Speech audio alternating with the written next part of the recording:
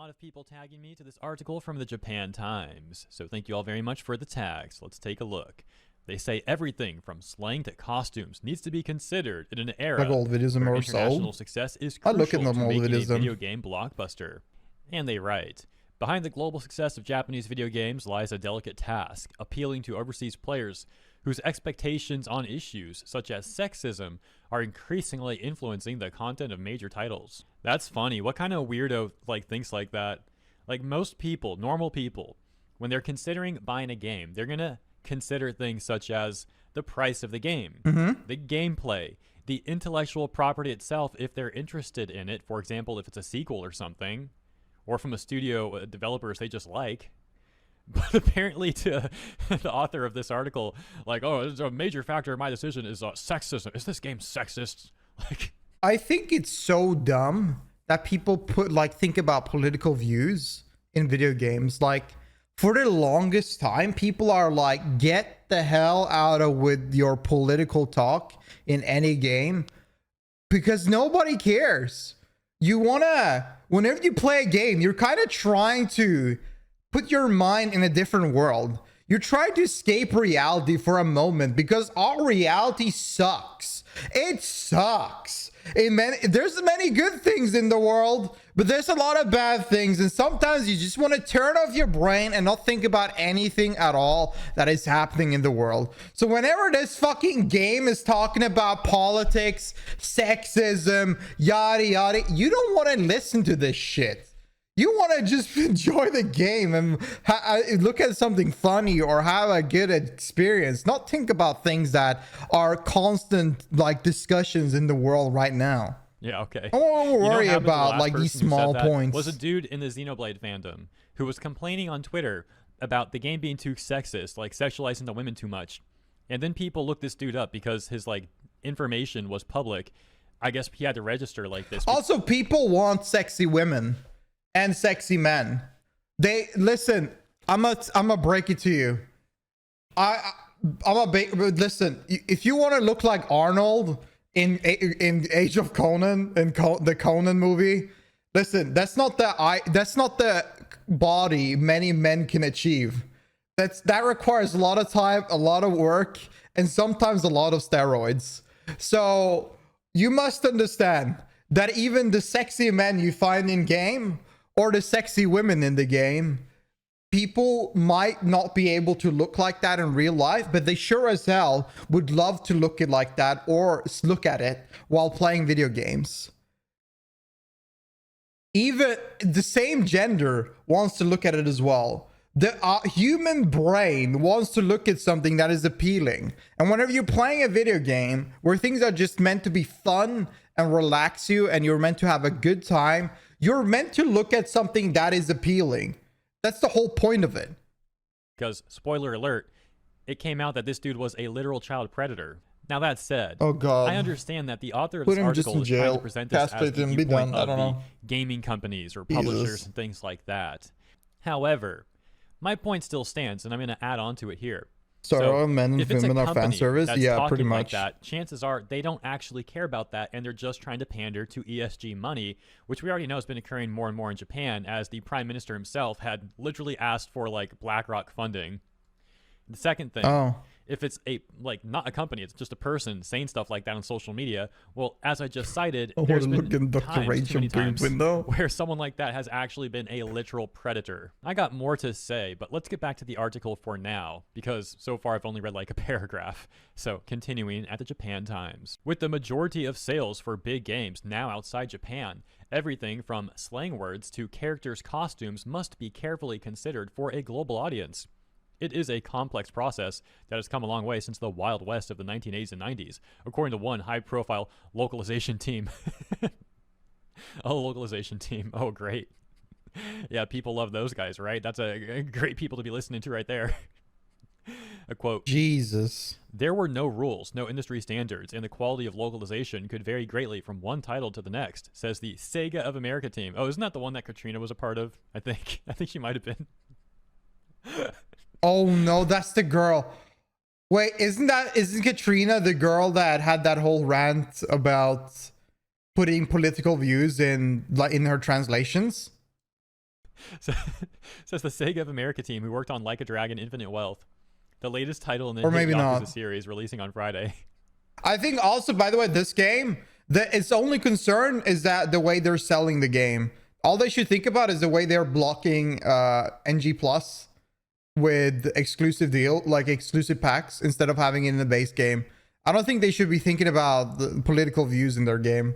Back Holy then, shit. translators faced gonna hurt constraints, them including more. too small text boxes, and sometimes game developers did good jobs themselves in less than perfect English. It has also meant that many games from the era, especially dialogue-heavy ones, never made it out of Japan. Another quote. Thankfully, the industry, and perhaps more importantly, consumers, have changed a lot since those days, and we are now able to be more faithful to the cultural and emotional content of Japanese games than ever. Wait, but they do the opposite of that. What are you talking about? What is this? Localization is now integral to the design process with international gamers in mind from the start. That's hilarious. Just look at this nonsense. The Sega localizer team, right? Because they say the Sega team, but the context of that when they started using that terminology was regarding localization teams specifically, right? So I believe they're talking about the Sega localization team. I think that's a reasonable assumption here. So that localization team is trying to say that they're now more faithful to the cultural and emotional content of Japanese games than ever, but we know that's not true.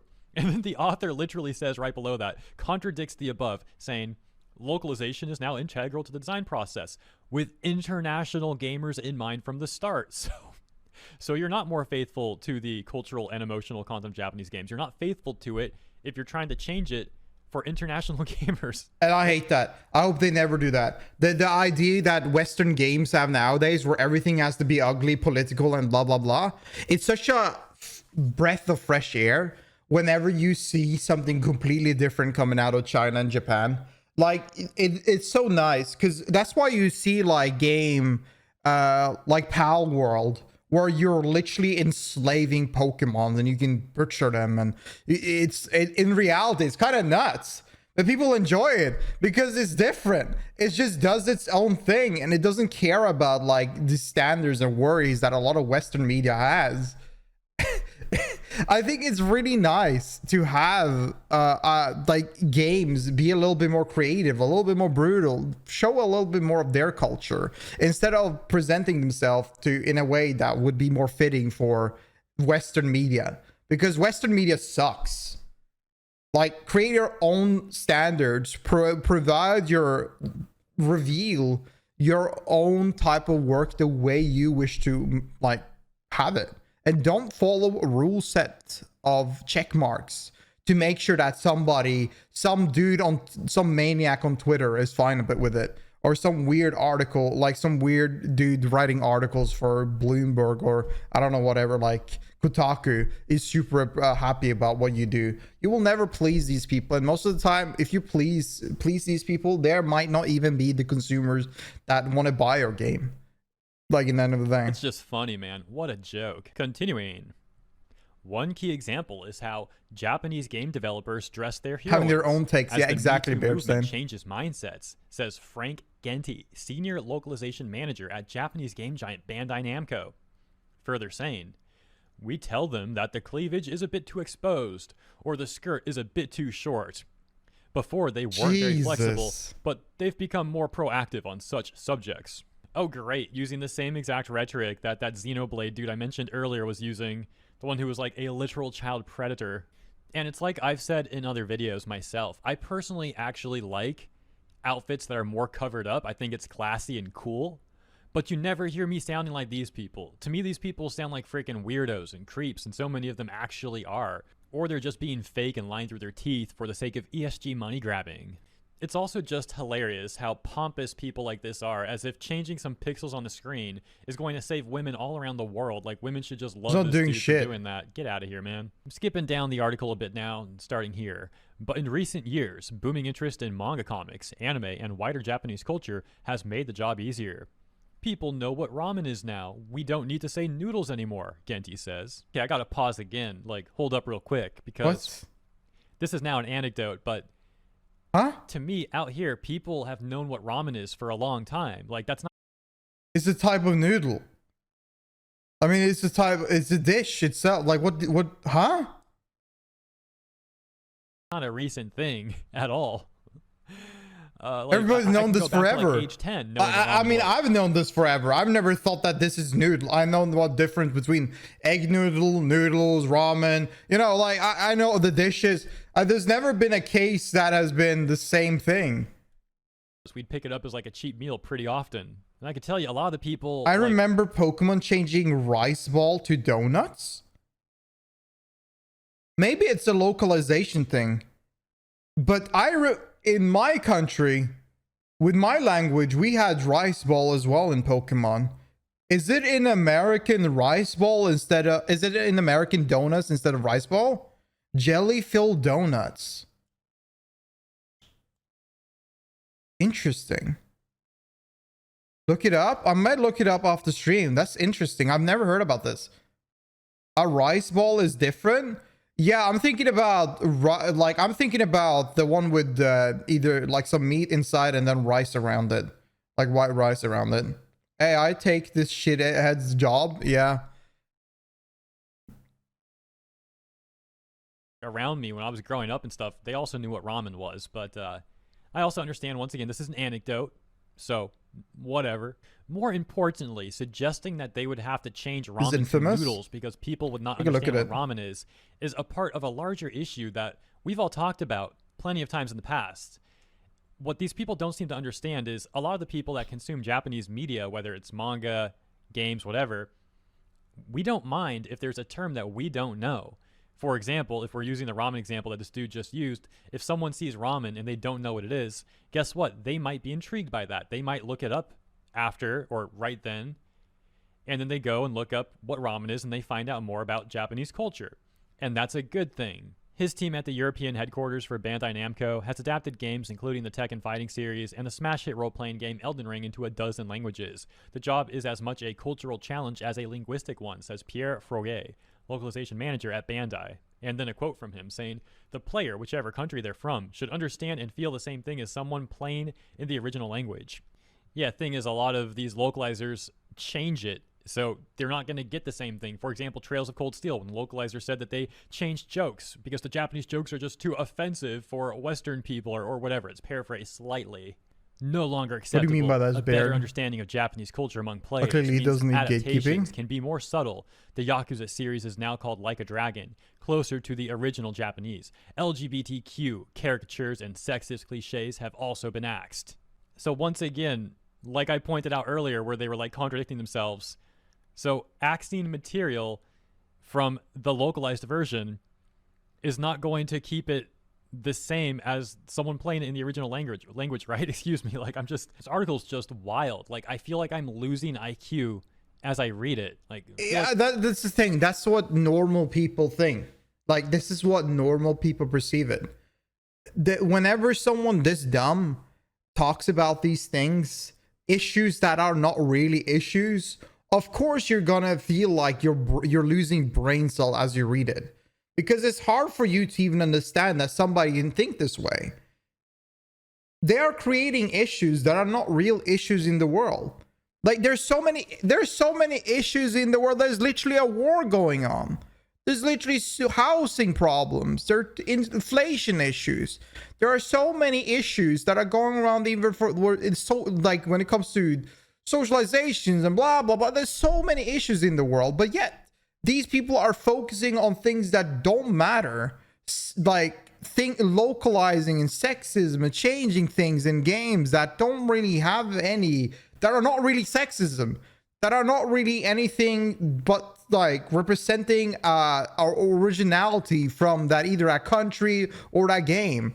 There's nothing going on here. These are just stupid things they are making up because they don't have anything else in their brain going on. I'm reading stuff that a bunch of nutcases are saying. Oh man.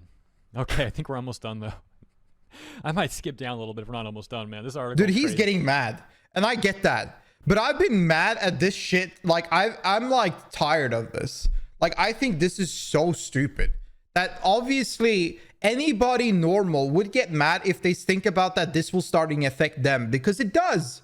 These are no longer people that are just yapping on Twitter, yapping on Reddit, yapping on somewhere else. These are now people that have managed to sneak themselves into the industry and change things that we start consuming. And that's the problem. If you guys want to read it yourself, it's on Japan Times. Here's the last part of that article that I'm going to read, and then I'll finish with my closing opinion. Many representations which were normal in Japan in the first Like a Dragon games are no longer acceptable today, says Masayoshi Yokoyama, the series executive producer. We ask our teams in the United States and Europe to read the game script, and they tell us if they see things that like I'm gonna finish this. This is the last time I was saying something probably, but games are meant for escapism. You're meant to not think about the world. You're meant to jump yourself into the game and feel yourself within the game and enjoy yourself, relax and have fun. You're not meant to see these weird issues that some freak on Twitter is thinking about, or something real about politics, or some issues that are happening in real life or in the world in your video game. That's a bad game. That's not what I want to do. You know why World of Warcraft was my best period of time in my life when I played it as a kid? It's because I immersed myself as heck in that world. I felt like I was in that world when I was like 8 years old or something. I played the heck out of that. I loved it. And now I'm sitting here with a 20-year-old addiction. Like, listen, or something like that. I don't know, 15-year. Who gives a fuck? Who cares? Anyways, the point is, these are great games. The games that really allows you to immerse yourself. And whenever you start flipping the political view and just following a checklist, it just turns into something basic that nobody want to desire or try to put their mind into. In their country. Oh, wonderful. That's great. Yeah. Yeah, we're often going backwards in the world. I'm not going to lie.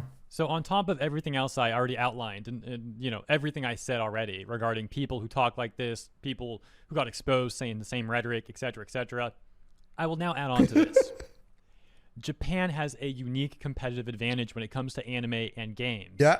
And if they're trying to just make all their intellectual property for such things to conform more to these Western standards, which, by the way, don't even represent true, unholy people true in the West. It's only these corporate interests, really, that are pushing the sort of stuff on people.